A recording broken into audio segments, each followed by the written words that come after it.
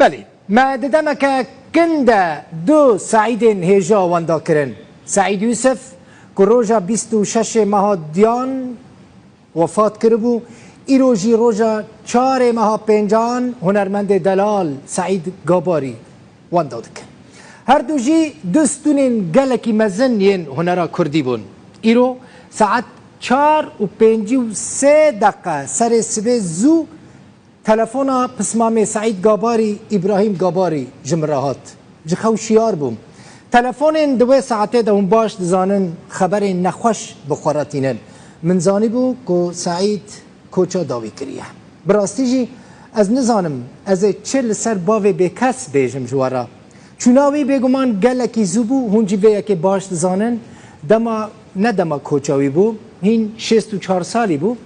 بهتری 4000 ستران گوته بون از برا کربون خدمتک گلکی مزن جه چاند و هنر کردی را جی کربو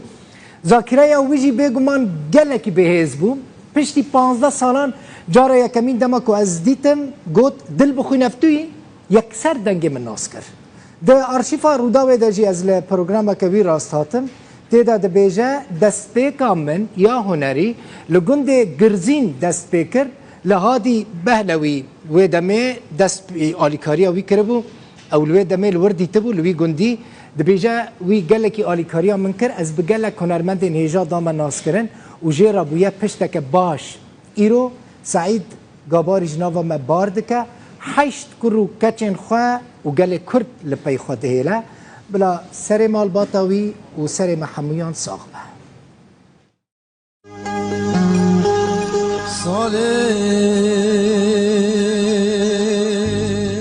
سعید گاباری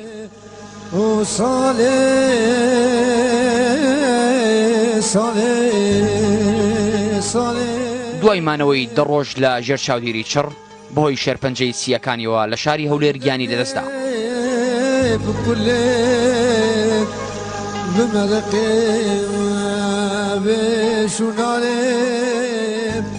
گاباری دوای خۆی گەنجینەیەک لە گۆرانی و میوزیکی بەجێهێشت ئەو زیاتر لە 4700 گۆرانی تۆمارکراوی هەیە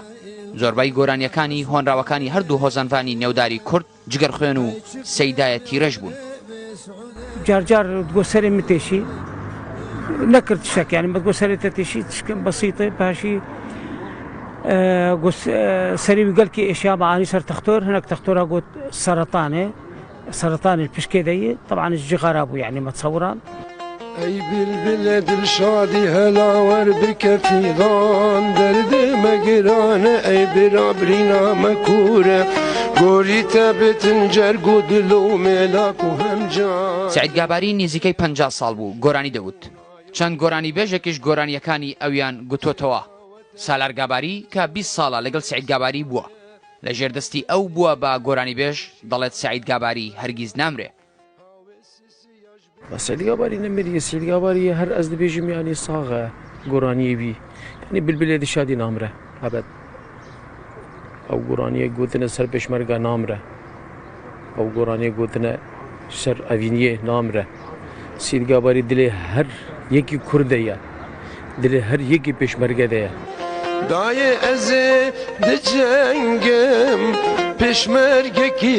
چلنگم چکمن الملانه دیلان دنگ توپانه چکمن الملانه دیلان دنگ توپانه لە ساڵی 1970 دێتە باشووری کوردستان و شانبەشانی پێشمەرگە بە گوتنی گۆرانیە شۆڕەژگیریەکانی خەبات دەکات دچیا ئەسکەلینم بن دژمنی بحەلینم هونەرمەندانی ڕۆژاوای کوردستان گاباری بە لێڤەگەڕ بە هونەری کوردی ناو دەبن مرجعك بو سعید گاباری نه انسان كي نورمال بو معجزات بو براستي ووفاتاوي براستيجي خمجيني بو ملتي كرد تفاي بو من تيبتي لنمري سعید گاباری قلق تشل بيخ واشتن وهنري نامري وانسان كي وطني بو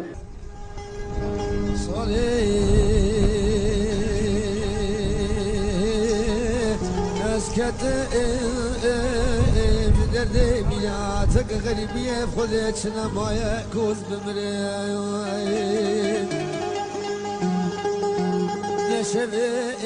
سعید گاباری خەڵکی عامودەیە لە حەزەکەی ڕۆژاوای کوردستان ساڵی 1956 لەدایک بووە. باوکی هەشت منداڵ بوو لە تەمەنی 8 ساڵیەوە بینایی چاوەکانی دەدەستداوە. لە ساڵی هەفتەکانیشەوە دەستی بە گۆرانی گوتون کردووە لەسەر وەسەتی خۆی لە شارۆچکەی مەلا ئۆمەری هەولێر بە خاک سپێردرا. وبرايم شو نشكيس مثلي شو شكيس ملتي كرتوش بو شكيس قضية كرديشو برايم كرة ملتي كرد بو شمال جنوب باشور روج آبا باكر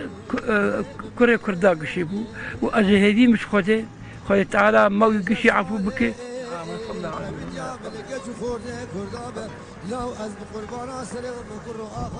گاباری لە سترانی بلبلی دڵشادی تیرەش دەبێژە وارێ من وڵاتە ئەی هەواڵ ڕێکامە دوورە ئەو هونەرمەندە ناوداری کورد ڕێگای دووری خەباتی بڕی دوای 40 ساڵ لە ئاوارەیی و پێشمەرگایەتی بە گوتنی گۆرانی شۆڕەشگێری بۆ هەمیشەیی خاکی وڵات لە ئامێزی گرت. مادی فەڕەج ڕوودا و مەلا ئۆمەر هەولێر